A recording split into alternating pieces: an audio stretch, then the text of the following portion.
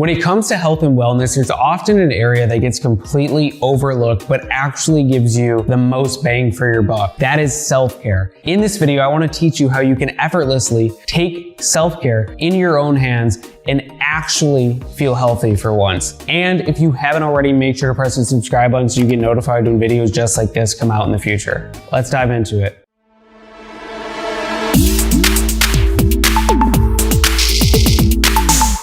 Self-care is important. It's possibly more important than anything else in the health and fitness industry. And the reason is, well, many of us like to go beat our bodies up, do curls, bench, run, spend hours doing a marathon, and all these other things that seem great externally because we are people who like to parade and applaud tons of different masochistic, stretch yourself out, get no sleep type behaviors in our society. Self-care is arguably not only more important, but more beneficial for longevity and for honestly becoming the best version of yourself. So I want to give you 5 different easy ways to practice self-care and start to remember who you are and really achieve the benefits of fulfilled health. Self-care tip number 1 is to spend time alone. You have to spend time alone. If you don't spend time alone, you are going to go stir crazy and you're not actually being with yourself. And self is the first part of the word of self-care. Maybe that's 10 minutes a day. Maybe that's you planning a date and taking yourself out to an actual lunch or a dinner or whatever. Set a reservation, make it special for yourself. You are you. You need to love you and you need to become you.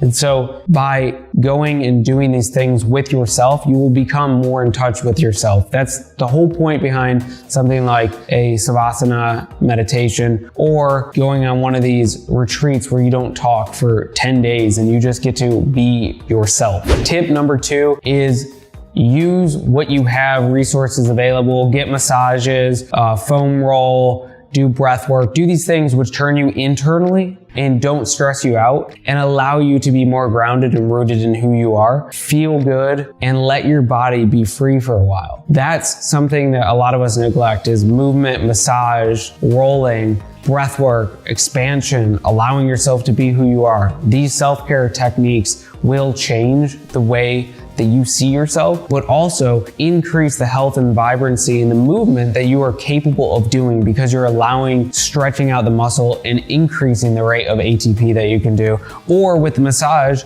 you're getting human touch, something that a lot of us neglect, and we don't even know that we neglect it until we get it, and we don't realize that that is a root cause of what is actually harming us. Tip number 3 is set up a bedtime routine that revolves around self-care. And so what I mean is a lot of us have bedtime routines, but they're not really related to self-care. We end up rushing through our bed routine to jump into sleep, to rush through sleep, to then do, I don't know what, wake up and rush the next day. And so by setting a self-care routine that actually allows you to embody self-care instead of rushing to get things done because I have to do everything every day, you're going to more effectively be with yourself, providing self-care, getting the health that self-care then reciprocates back to you. See, that's the thing. By being good with yourself, health is naturally the outcome. And so, for instance, a sample night routine, maybe you stop looking at your phone 2 hours before bed, you turn on, maybe you light a candle, maybe you have essential oils going, you read for a few hours, you journal, you coast into sleep with some light piano music. All that is so good for you, and it's gonna make you feel good, and it's gonna let you sleep better, and it's gonna let you be more with yourself, and then comes the health. Tip number 4 is make time for thinking.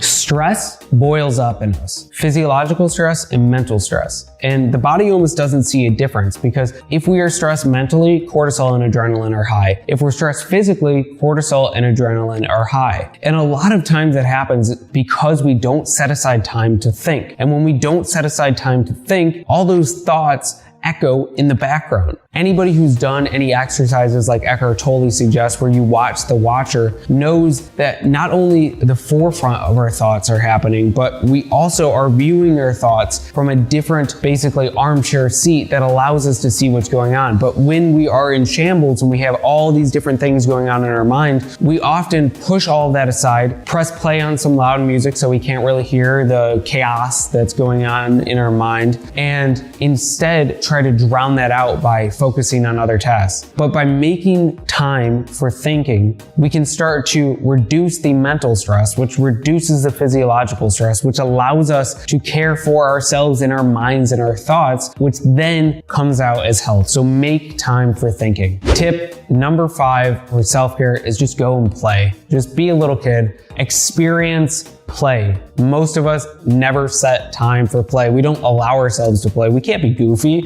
I'm a businessman. I wear a suit. Don't do that. You need to be goofy. You need to have fun. You need to live your life and play. And there's so much research I'm going to link below about how play actually leads to a decreased ability to get something like dementia because we're not following a traditional path of life. We actually get to make choices and do things that don't have outcomes, but also increases in metabolism, increases in our perspective view of ourselves, decreases in depression and just about everything else. So go out there and play. Get some Legos, get a ball, kick it against a wall, have fun, go to a playground, be the weird old guy who slides down a slide, do whatever it takes to play. Those are your 5 tips for how to use self-care to increase healthcare and why it is so damn important. Drop below your favorite self-care practice. Otherwise, make sure you press subscribe so you get notified when videos just like this come out in the future.